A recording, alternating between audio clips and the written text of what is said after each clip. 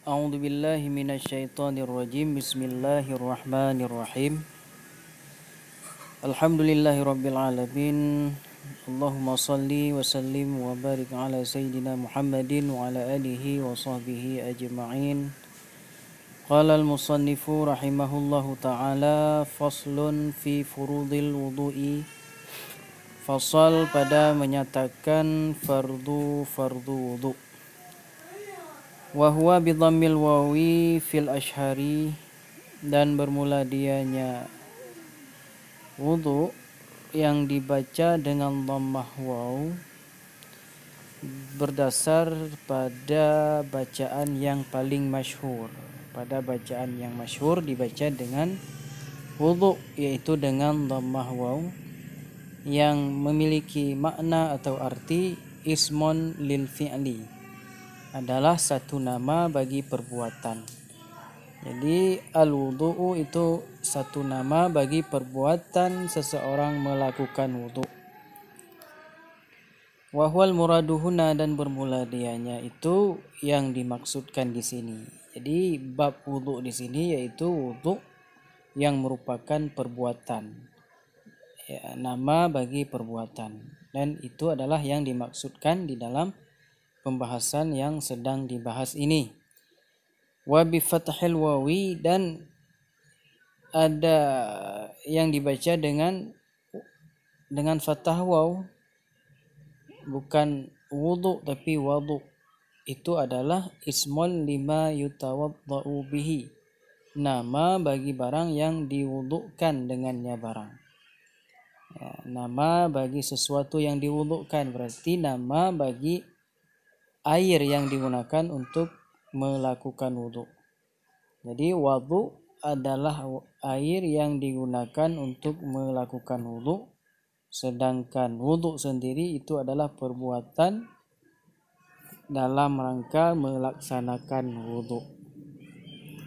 Wa yastamilul awwalu ala furudin wa sunanin, dan mencakup oleh yang pertama yaitu wudu di atas fardu-fardu dan sunnah-sunnah. Jadi wudu itu adalah wudu di sini adalah mencakup kepada wudu jadi wudu di sini mencakup kepada fardu dan sunat. Ada fardu wudu, ada sunnah daripada wudu.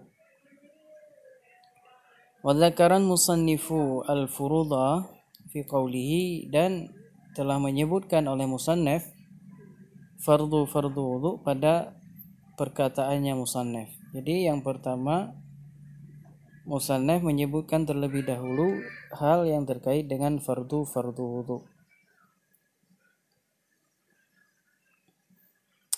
Wa furudul wudu'i sittatu asya'a,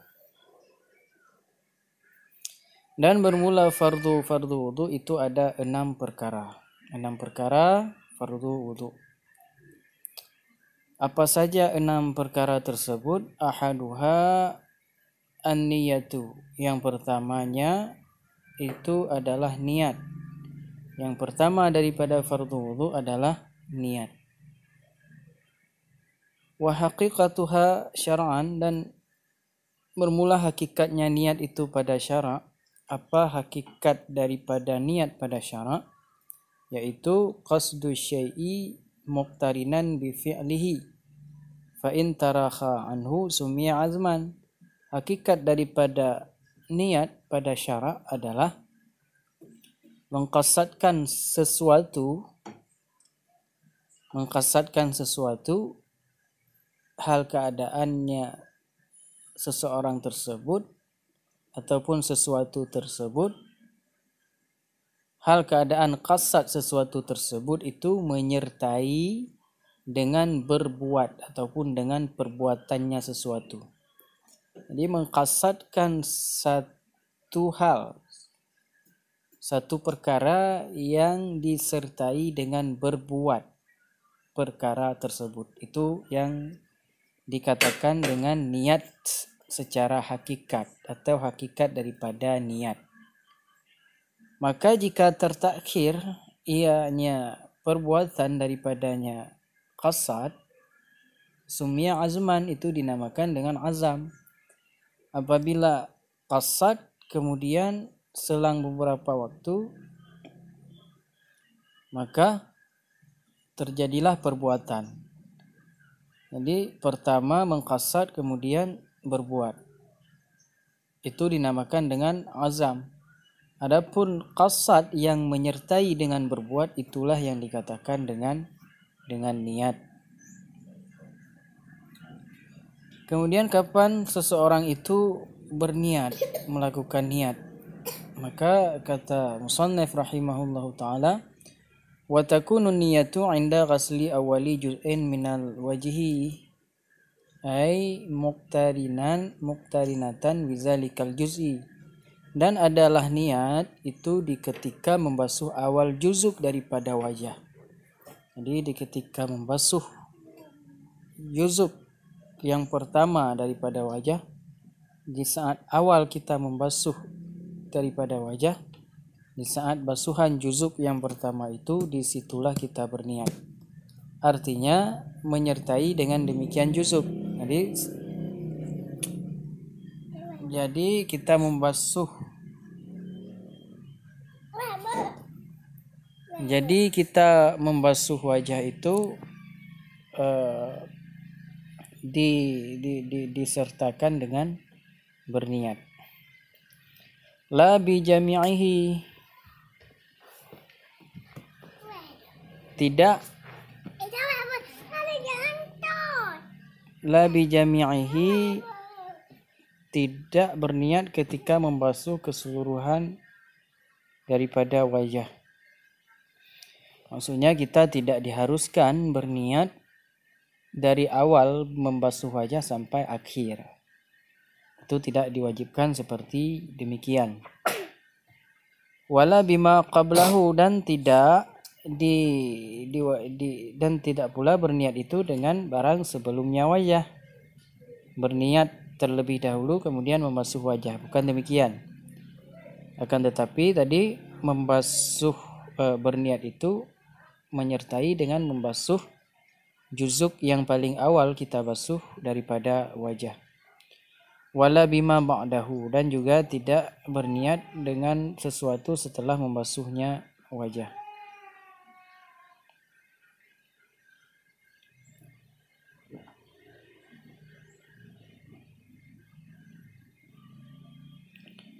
Nah, di sini la bi jami'ihi maksudnya tidak, bukan berniat itu di saat membasuh keseluruhan juzuk wajah, dan juga bukan ketika membasuh barang sebelum juzuknya wajah, dan bukan dengan berniat dengan barang setelahnya juzuk. Fayanwil mutawaddi'u 'inda ghasli ma zukira rafa hadasin min ahdasihi, maka berniat oleh orang yang berwudu di ketika membasuh barang yang telah tersebut tadi, apa dia niatkan? Mengangkat hadas daripada hadas-hadasnya. Au yanwi istibahata muftaqirin ila wudu'in, atau orang yang berwudu itu berniat untuk membolehkan sesuatu yang memang berhajat kepada wudu, membolehkan membuat suatu perbuatan yang berhajat perbuatan tersebut kepada wudu. Itu cara niat yang kedua. Ataupun niat yang ketiga, au yanwi fardal wudu, atau seseorang berwudu itu berniat untuk fardu wudu. Awil wudu faqat, atau berniat sebagai wudu sahaja. Awil taharata anil hadasi, ataupun berniat taharah daripada hadas. Fa illam yakun anil hadasi lam yasihha. Maka di dalam berniat itu, maka jika tidak mengatakan ia daripada hadas di dalam niat, niscaya tidak sah. Tidak sah ianya niat. Tidak sah ianya wudu. Jadi dalam berniat itu harus disertai dengan hadas. Jika tidak disertai dengan hadas, maka wudunya tidak sah. Wa iza nawa ma yu'tabaru min hadhihi niyah wa syaraka ma'hu niyatan tanaddufin aw tabarrudin sahha wudu'uhu. Dan apabila berniat ianya seseorang atau orang yang berwudu akan barang yang diiktibarkan dari ini niat-niat tadi, dari ini segala niat, dan dia juga mengistirakkan beserta niat tersebut akan niat yang lain. Selain dia berniat niat-niat yang tadi, dia juga menyertakan di dalam niatnya niat yang lainnya.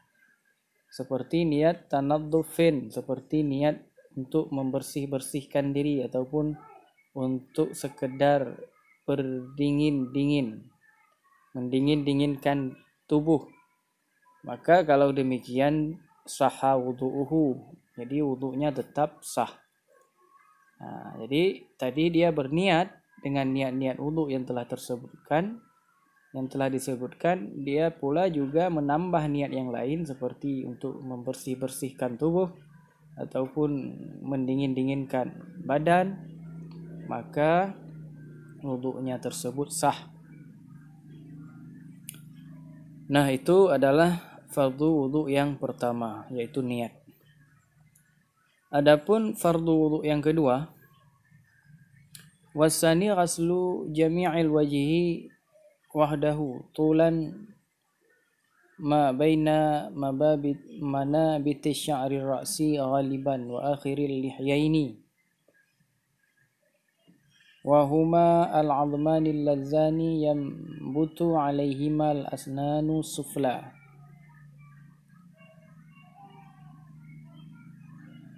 yajtami'u muqaddamuhuma fi zaqni wa muakharuhuma fil uzuni. Dan bermula niat wudu yang kedua adalah membasuh sekalian wajah. Wahdahu, sendirinya wajah. Tulan, nisbah panjang, mana bitis sya'ri ra'si, barang di antara tempat tumbuhnya rambut kepala pada kebiasaan, dan bermula akhirnya itu lihyaini, pada akhir jenggot ataupun dua dagu.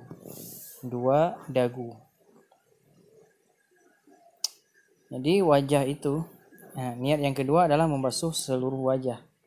Batasan wajah kalau kita lihat secara panjangnya itu dimulai daripada tempat tumbuh rambut kepala dari atas hingga kepada dua dagu.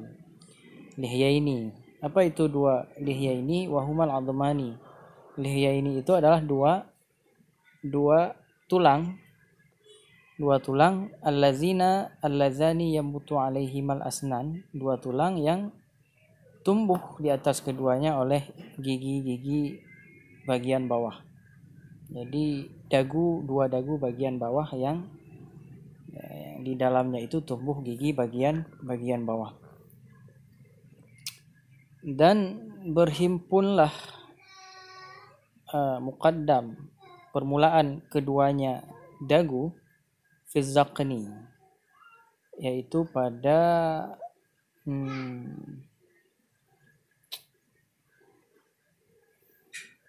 fi zaqni, ujung daripada wajah bagian bawah yang tempat tumbuh rambut itu dinamakan dengan zaqni. Wa muakharuhuma fil uzuni, dan akhir keduanya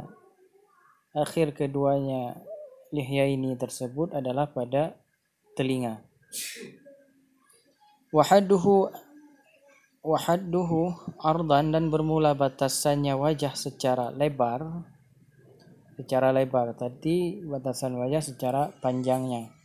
Sekarang batasan wajah secara lebarnya yaitu ma bainal uzunaini, barang di antara dua telinga. Itu batasan lebar antara telinga kanan dan telinga kiri. Itu batasan lebar pada wajah. Wa idza kana 'alal wajhi sya'run, dan apabila ada di atas wajah bulu-bulu, khafifun au kasifun, bulu-bulu yang tipis ataupun bulu-bulu yang tebal. Wajaba isalul ma'i ilaihi ma'al basyarati allati tahtahu, niscaya wajiblah menyampaikan air kepadanya bulu-bulu tersebut beserta kepada kulit yang ada di bawah bulu-bulu tersebut. Jadi apabila pada wajah seseorang itu tumbuh bulu, baik bulu itu tipis maupun tebal, maka wajib oleh orang yang berwudu menyampaikan air kepada seluruh daripada bulu tersebut beserta kulit yang ada di bawahnya. Wa amma lihyatur rajulil kasifatu bi allam yaral mukhatibu basyarataha min khilaliha fayakfi ghaslu zahiriha. Dan adapun jenggot orang lelaki yang tebal, apabila orang lelaki memiliki jenggot yang tebal, di alam yara, dengan bahwa tidak melihat oleh mukhatib, oleh lawan bicara. Apabila seandainya si lelaki yang memiliki jenggot tebal itu berbicara dengan orang lain, maka lawan bicaranya tidak dapat melihat kulitnya. Kulitnya jenggot yang tebal tersebut. Kenapa? Min khilaliha, daripada celah-celahnya jenggot. Maka membadalah membasuh zahirnya jenggot. Jadi apabila ada seorang laki-laki memiliki jenggot yang tebal, sekira-kira lawan bicaranya itu tidak bisa melihat kulit yang ada di bawah jenggotnya daripada celah-celah jenggotnya karena terlalu tebal, maka oleh si laki tersebut memada dia membasuh zahir jenggot saja. Walaupun dia tidak membasuh, airnya tidak sampai kepada kulit, maka wudunya sah. Berbeda dengan bulu tadi bukan jenggot tapi bulu yang tumbuh pada wajah. Bi khilafil khafifati wa hiya ma yaral mukhatibu basyarataha. Dengan bersalahan jenggot yang tipis, dan bermula dianya jenggot yang tipis itu barang yang melihat oleh si lawan bicara, si mukhatib, akan kulitnya jenggot yang tipis. Jadi kalau si lelaki itu memiliki jenggot yang tipis, jadi batasan tipisnya sekira-kira lawan bicaranya bisa melihat kulit dari sela-sela jenggotnya. Maka jenggot yang seperti itu wajib disampaikan air kepada keseluruhannya dan juga kepada kulit yang ada di bawah jenggotnya. Fayajibu isalul ma'i li basyaratiha, maka wajiblah menyampaikan air bagi kulitnya jenggot. Kemudian lagi wa bi khilafi lihyati imra'atin wa khunsa, fayajibu isalul ma'i li basyaratihima walau kasufa. Dan dengan bersalahan jenggot perempuan dan jenggot yang tumbuh pada si khunsa, maka wajiblah menyampaikan air bagi kulit keduanya walaupun tebal keduanya, jenggot perempuan dan khunsa. Tapi apabila jenggot itu tumbuh pada orang perempuan atau khunsa, itu walaupun tebal, wajib bagi mereka menyampaikan air wudu. Kalau tidak disampaikan air, maka kepadanya, maka wudunya itu tidak sah. Kenapa demikian? Karena jenggot yang tumbuh pada perempuan itu sesuatu yang langka. Begitu juga jenggot yang tumbuh pada si khunsa. Jadi itu sesuatu yang langka. Maka oleh karena itu hukumnya tetap diberlakukan seperti hukum asalnya. Wala budda ma ghaslil wajhi min ghasli juz'in min ar-ra'si war raqabati wa ma tahta az-zaqni. Dan tidak boleh tidak beserta membasuh wajah daripada membasuh satu juzuk daripada kepala, dan warraqabati, dan tidak boleh tidak beserta membasuh siku, wa ma tahta zaqni warraqabati raqbah, dan tidak boleh tidak beserta Dan tidak boleh tidak beserta membasuh wajah daripada membasuh juzuk, satu juzuk daripada kepala dan satu juzuk daripada leher dan barang yang ada di bawah zakni, di bawah dagu, di bawah dagu. Jadi dalam membasuh wajah itu harus dilebihkan sedikit dari bagian atasnya, yaitu bagian kepala harus terkena sedikit, begitu juga bagian dagu dan bagian lehernya. Ya, jadi untuk menyempurnakan wudunya, untuk meyakinkan bahwa keseluruhan wajahnya itu telah benar-benar terkena air. Dan hal itu wajib dilakukan karena di dalam kaidah disebutkan ma la yatimul wajibu illa bihi fahuwa wajibun.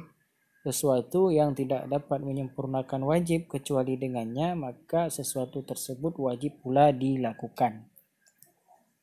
Wallahu a'lam bissawab.